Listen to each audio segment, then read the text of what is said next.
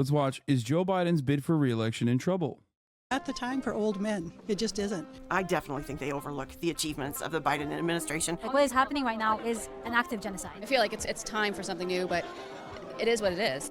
With a seismic election looming, there's growing unease in the Democratic Party. Early polling indicates wavering support for Joe Biden. It's concerning to be behind Donald Trump at all, certainly by 5 points. His support for the war in Gaza is alienating a progressive wing. And there's an electorate tired of the same two older men. It's, drum roll please, these guys. I've come to Michigan, a vital swing state, to see for myself. Is Biden's coalition of voters faltering? Layla El-Abed is one of the founders of the Uncommitted campaign, a group that formed just a few weeks ago. They were aiming for 10,000 uncommitted votes, roughly Trump's margin of victory here in 2016. We're here to tell Joe Biden that we do not want our American taxpayer dollars funding the bombs that are killing innocent children. Ceasefire now! Ceasefire now! Ceasefire now! Ceasefire now! We went for coffee in her home suburb of Dearborn, where 55% of residents are Arab American. So you guys put a lot of faith in your vote last time, and if I'm getting it right, feels like that didn't necessarily pay off. No, not at all. I remember in 2020 asking my family members, asking my friends, really pushing the support around Biden. But right now, our American taxpayer dollars going to support weapons that are killing Palestinians every single day in the thousands, and we need to put that pressure on Joe Biden to change course right now. If the uncommitted vote continues into November during a general election, could well hand Donald Trump Michigan and maybe even the White House. How would you feel if that happened? We know that Donald Trump is not a friend to our community, but right now Joe Biden is in a place of power to change course, and we are not the ones that should be held accountable for that. It is Joe Biden and his administration who will have to answer to that question come November, if that's the case. Back in Flint, I came to meet the local county party at a union hall, where members were holding a chili cook-off. Biden took an unprecedented step last year and joined Michigan auto workers on the picket lines calling for fairer wages. Many people here are long-time union members, so we came expecting real enthusiasm. This is not the time for old men. It just isn't. It's dangerous to anoint somebody. That's what we did with the Hillary campaign. And there again, I feel like that's what we're doing again. We need more voices to combat, because Trump, he's a dangerous man. I feel like it's time for something new, but it is what it is. So it's like, I think... I saw online many Arab Americans talking about voting for Trump because they think that Trump would help the Palestinians with what's going on. Yeah. I don't know if this is like, I haven't seen this translated to like real results, because if that was the case, they wouldn't have done uncommitted, but instead would have voted for Trump in these like primaries. But one thing I will say is this: it is always not the voters' fault, but the campaign's fault. This is a fundamental difference in opinion that I have with many liberals who care about the Democratic Party's continuance, who care about the Democratic Party reigning, holding office, and for some weird reason, they do not recognize that it is always the campaign's fault. Now, what do I mean by this? Well, if the campaign sees this, right, they should do something about it, like force Trump to, for example, take a hardline position on Israel. Trump has said a bunch of stuff about how Biden doesn't love Israel no longer. For example, in recent days, he's started taking a more active role as Chuck Schumer came out and spoke out against Benjamin Netanyahu. Trump is taken to the news media to be like, Biden doesn't love Israel as much as I do. However, the greatest way to showcase the differences between Joseph Robinette Biden and Donald Trump would be to take an active stance to show the people that you are in favor of a ceasefire, for example, or just like, you know, to genuinely take actions that are de-escalating Israel's genocidal campaign, so that the Trump campaign can turn around and say, well, our position is different. That's the issue here. So I don't even know if this is real because, you know, you saw online. I don't know if this is a real thing that is happening.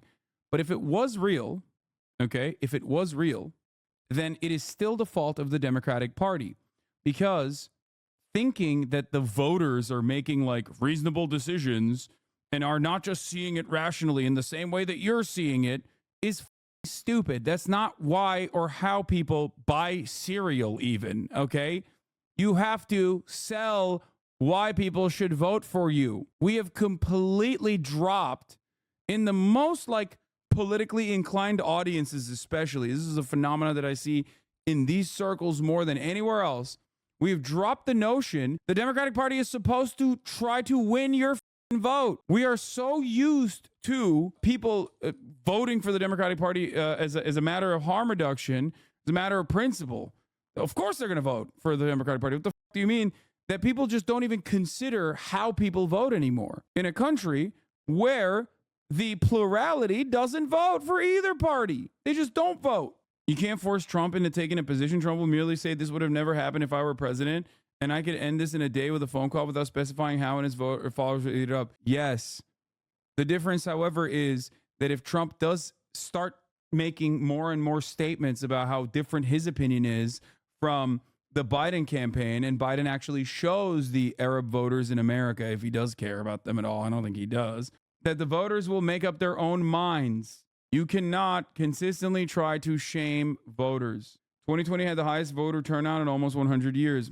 I wonder if there was another thing that happened in 2020 that caused universal ballot access and mail-in votes that may have greatly improved the number of people that ended up voting, because the number of people that ended up voting was also much higher on the Republican side, too. Trump literally had a Muslim ban. Oh, my God, I'm losing my mind. Trump is not currently the president. Brandon is. Brandon is the one that is responsible for the genocide in Gaza. His issues are that he is directly continuing Trump-era policies on Israel. Remember when you told my rat, Marguerite, that she was probably the greatest rat of all time? Well, her self-confidence has been way up since then. Thanks. I would like to reaffirm my commitment to the rat Marguerite as possibly the greatest rat of all time. Congratulations. Now, a couple months in a row, you have been declared possibly the greatest rat of all time. I'm talking like, what's that? Like higher than Charles Entertainment Cheese, higher than Mickey Mouse, higher. I hold you to a higher esteem than Ratatouille. Maybe not Stuart Little. Stuart Little's kind of the GOAT. Yes. I think it's difficult to have a unknown name and a grassroots campaign. And I think that's what a lot of people are seeking. I think there's just barriers in place that make it difficult. Fragile coalition, right? Very. It's playing. Second straight poll that has shown age numbers that has Trump leading 18 and 35, nearly identical numbers of the last poll that you doubted. Holy moly. The kids are not all right. Overall, people are happy. Overall, young people aren't. In line with the prevailing research in the field, most individuals, what is this? FAU Main Street Happiness Thermometer? Jenga with our country, pretty much. Playing Jenga with our country.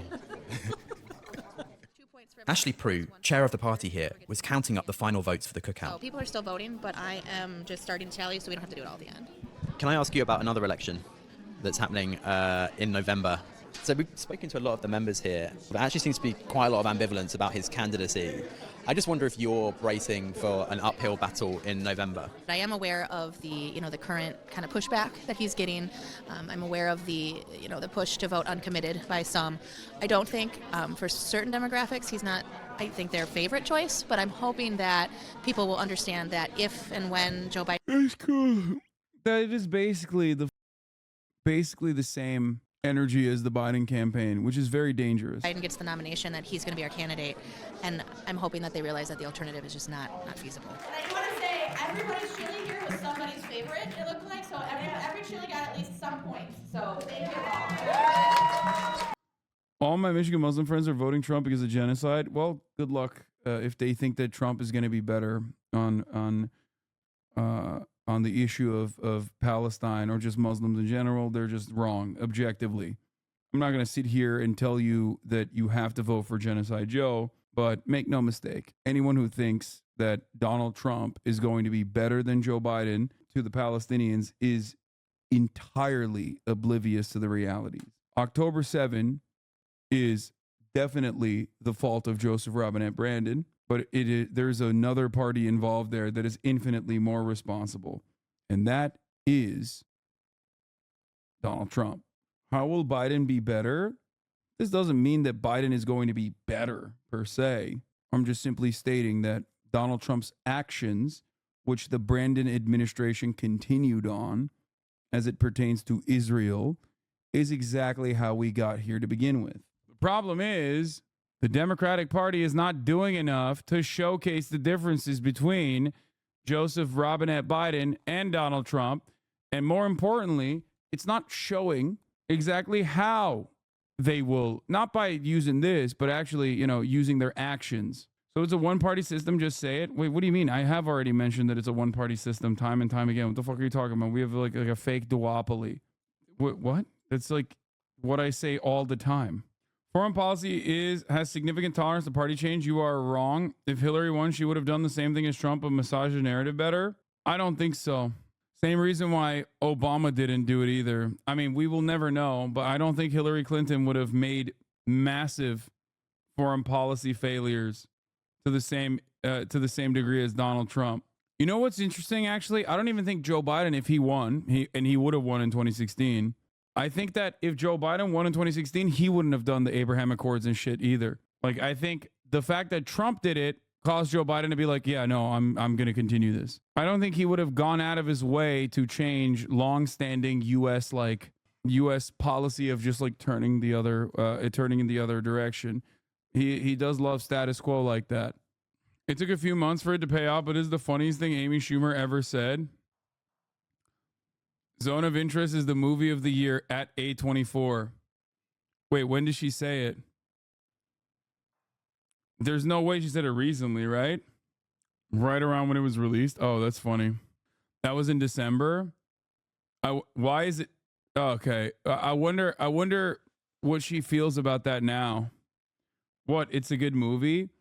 Yeah, it is a direct analog to how human beings can operate when mass atrocities are occurring as they turn the other cheek deliberately, knowing full well that mass atrocities are occurring, specifically because they're opportunists as well. There's obviously other motivations too. Amy Schumer would be the Germans in the Zone of Interest. Not only that, but also the director, Jonathan Glazer, who turn away.